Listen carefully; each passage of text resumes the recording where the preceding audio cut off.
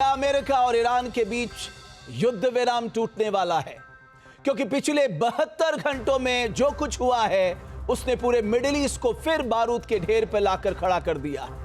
एक तरफ ट्रंप खुलेआम ओमान को धमकी दे रहे हैं, दूसरी तरफ ईरान अमेरिकी ड्रोन और टैंकरों को चुनौती दे रहा है। अमेरिकी ईरानी ड्रोन मार गिरा रहे हैं। इधर इजराइल लेबनान और गाजा में हमले और तेज कर चुका है, और इन सब के बीच पर्दे के पीछे डील, सीज फायर और अब्राहम अकॉर्ड्स की राजनीति चल रही है। सवाल सिर्फ इतना नहीं है कि युद्ध दोबारा शुरू होगा या नहीं, असली सवाल यह है कि होर्मुज कब खुलेगा, क्योंकि अगर दोबारा जंग भड़की तो सिर्फ मिडिल ईस्ट ही नहीं, पूरी दुनिया आर्थिक भूचाल की चपेट में आ सकती है। और आज हम इसी मुद्दे पर चर्चा करने जा रहे हैं, लेकिन पहले होर्मुज के हालात पर हमारी ये खास रिपोर्ट देखते हैं।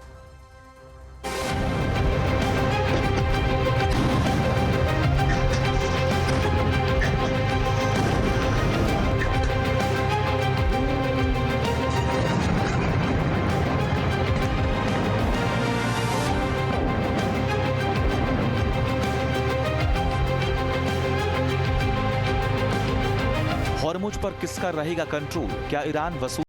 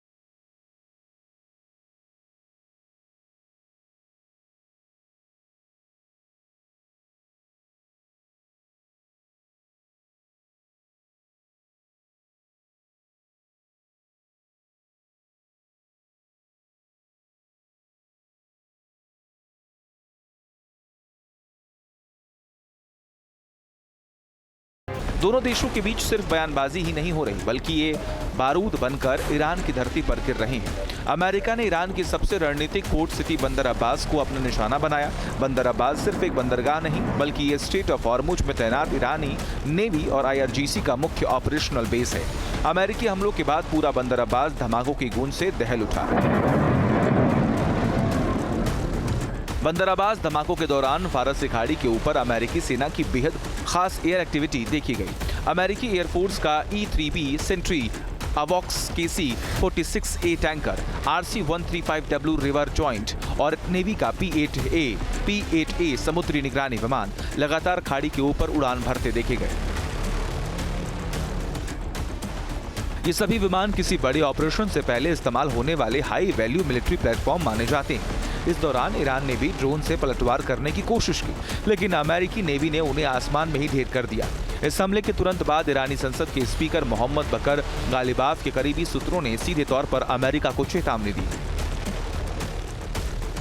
अमेरिका हॉर्मुज स्ट्रेट में ईरानी ऑपरेशनल फोर्स को कमजोर करने की नाकाम कोशिश कर रहा है।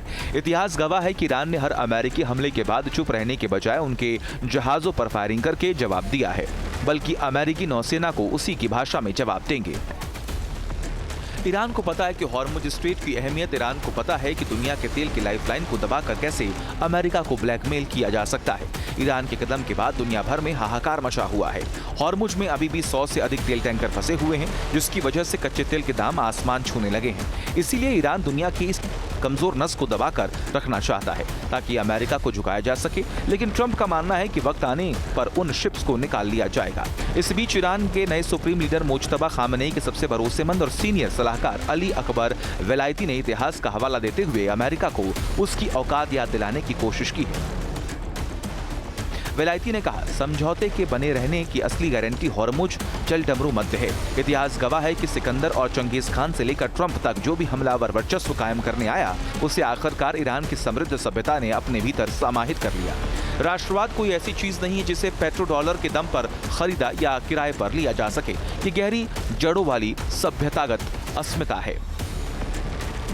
ईरान के तेवर और अली अकबर वेलायती का ये बयान साफ दिखाता है कि तेहरान पीछे हटने के मूड में बिल्कुल नहीं है। सिकंदर और चंगेज खान से ट्रंप की तुलना करके ईरान ने यह संदेश दे दिया कि वो हॉर्मुज को अपनी ढाल भी बनाएगा और जरूरत पड़ने पर अमेरिका के खिलाफ हथियार भी। अमेरिका ने ईरान के इसी ब्लैकमेलिंग को रोकने के लिए उस पर नाकेबंदी भी लगा दी।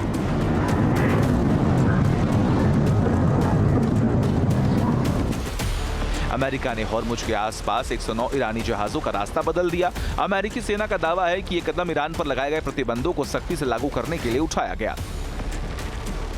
अब अमेरिकी वित्त मंत्रालय ने ईरान के पर्शियन गल्फ स्टेट अथॉरिटी पर भी प्रतिबंध लगा दिया है। ये वही संस्था है जिसका गठन हॉर्मुज से गुजरने के अनुरोधों की समीक्षा करने के लिए किया गया था। अमेरिका ने ईरान के इस तंत्र को समुद्री जबरन वसूली करार दिया है और दावा किया है कि इसका संबंध IRGC से है। अमेरिका के वित्त मंत्री स्कॉट बेसेंट ने कहा, अमेरिका ईरान पर अपनी आर्थिक घेराबंदी को और सख्त करना जारी रखेगा। बेसेंट ने ऐलान किया, इकोनॉमिक फ्यूरी के जरिए अमेरिका ने आतंकवाद को बढ़ावा देने वाले दुनिया के सबसे प्रमुख देश पर आर्थिक शिकंजा कस दिया है। हॉर्मुज सिर्फ एक समुद्री रास्ता नहीं, ये दुनिया की ऊर्जा की लाइफलाइन है। यही वजह है कि अमेरिका इसे इंटरनेशनल कॉरिडोर बताता है।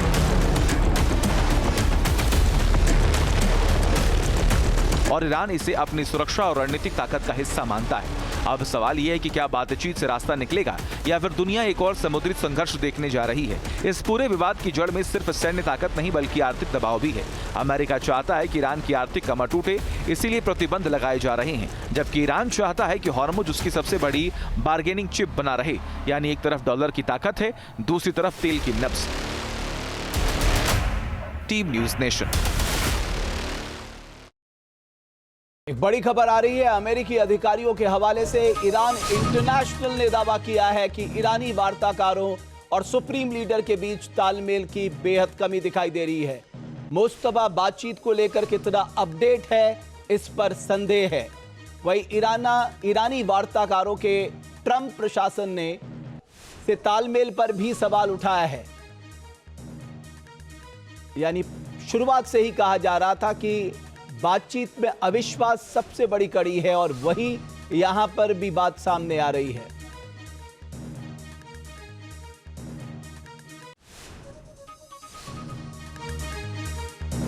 इधर ईरान के मिसाइल साइट को लेकर CNN का दावा, अंडरग्राउंड मिसाइल साइट तक ईरान ने फिर पहुंच बनाई।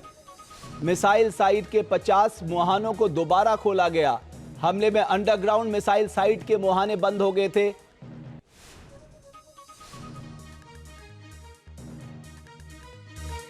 बताया जा रहा है कि इन मुहानों को खोलने के लिए पहले रास्ता बनाया गया, उसके बाद वहां डंपर और बुलडोजर ले जाया गया, जिसके बाद इस मिसाइल साइट को सुरंगों के लिए खोल दिया गया।